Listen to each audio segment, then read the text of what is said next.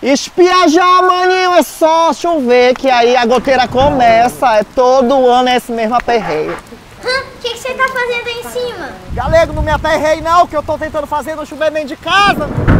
Essa casa foi. Está com a casa cheia de goteiras nesse inverno? Pois cuida logo de vir na Pau Brasil resolver isso. Parece que tá me escutando e eu vou já lá, menino, resolver isso aqui. E aí, galego, tá esperando o quê pra resolver os problemas dessas goteiras? Afinal, aqui na Pau Brasil a gente entende.